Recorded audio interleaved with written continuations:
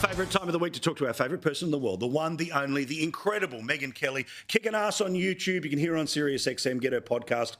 But she is the queen who joins us each and every week here on Paul Murray Live. How are you, Rockstar? I'm great. I'm so great. I'm loving the summer, and the news cycle is insane.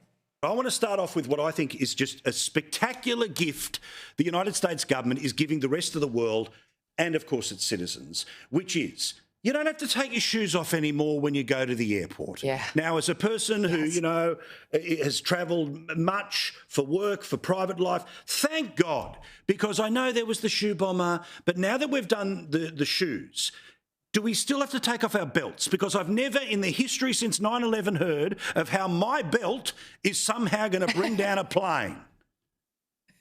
That's a good point. And let's just talk about the liquids, the 4-ounce liquid restriction. That honestly, is there a big contingent of people who want to bring a bomb on an airplane, but then they don't because there's a 4-ounce limit? They don't just use 4 ounces of the mini size in the Johnson's baby shampoo and then a second 4-ounce. If you really want to bring down the plane via liquid bomb, I think you would just comply with the 4-ounce thing and you'd have multiple 4-ounce liquids like you're allowed to. And this is so ridiculous what we've been doing since 9/11. Some of the security measures made sense. This one makes no sense. And this shoes thing, not only is it a pain in the butt, but it's disgusting. Yes. It's like the bottom of people's shoes go into the same bin that then you have to put your jacket in or the sweater you're wearing in or your child's item in.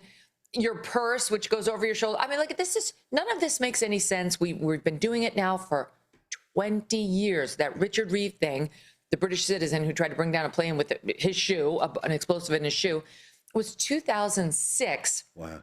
And finally, they're talking sense with the Trump administration. The head of transportation, Sean Duffy, actually said they did a survey, what's the most annoying thing to you about traveling? And the number one answer was TSA, which is the organization that makes you take off your shoes, etc.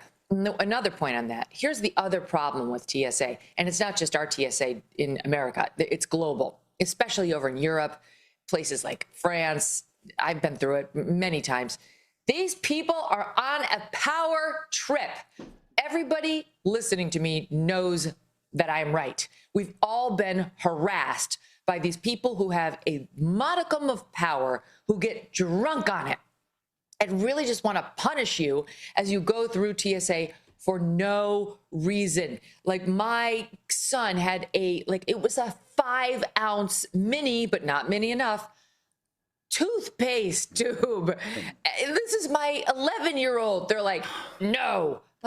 Yes, you caught us. I, Megyn Kelly, a public figure, am smuggling bombs through my 11-year-old son's 5-ounce toothpaste tube. Great job. Great job, TSA. Let's talk about the Jeffrey Epstein thing, because I don't buy it. Sorry, I don't buy it, right? I know you're not a conspiracy person. I'm not a conspiracy person, but there is always that one story that we have read too much about, and I've read too much about this story to believe nothing to see here. Mm-hmm. It's very sketchy. And look, here's the truth. Bongino, who I really love as a friend, and Patel, who I also respect, were among the biggest promoters of the Epstein conspiracy theory stuff. I mean, one of the reasons this has such sway on the right is because of those two. Correct. And what they said about Epstein prior to joining the FBI. And that's a fair point to make too. Once joining the FBI, they've not been touting this at all. And they had different responsibilities and they had different access than the rest of us. But it must be said that one of the reasons that many people on the right in particular have doubts about the official Epstein story is because guys like those two, who we loved and respected, were telling us all along, there's no way there isn't something more to this, whether it's connections to Intel, Mossad, people like Bill Gates. Are they getting covered up for it? Okay, so they bear some responsibility for the fact that people are so reluctant to believe them now. But I really do put the blame for this recent development on Pam Bondi, because 100%. There's been no one more than Pam Bondi since taking office, since being on the inside of the administration, where whatever you say has a lot more sway than you as a podcaster. She's been dangling little carrots in front of us. And now I'm looking back thinking, Was she just trying to be popular? Was she just trying to like sound like a cool kid who like, I've got all the gossip, I've got the burn book, and I'll tell you who's in it? I don't know what she was doing, but she is on camera repeatedly. It's not just that one interview with Fox News' John Roberts where she says she's got the client list on her desk. It repeatedly is touting the big reveal, then expressing indignation that documents had been unfairly, unjustly withheld from her by the evil FBI, then explaining what she was going to do to get to the bottom of the FBI's withholding, that she was conducting like a big sort of raid where she was sending a truck, she was going to get all the documents, none of which appears to have been true. Nothing. I mean, nothing's, as far as I know, gone to her since March. So we've had March, April, May, June, July for her to finally work up the nerve to tell us there's absolutely no there. And not even tell us a paper statement, 2 pages, leaked to a left-leaning media outlet that they knew would not kick the tires on this. That's pathetic. It doesn't work. And she, in particular, having gone on camera, you know how it is in journalism, Paul.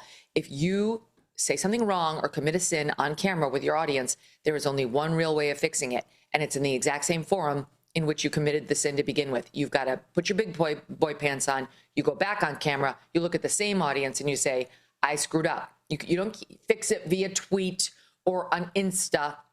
And in her case, you don't fix it via an unsigned 2-page document that you give to Axios where no one can ask you questions about it. So yesterday at the cabinet meeting, she was asked one question. She spewed a bunch of verbal diarrhea, which only made it worse. And now they want to declare case closed. No, I mean, with all due respect, we, the people, will decide when his case closed, and we're not there. 100%. Thank you, Megan. We'll see you again next week.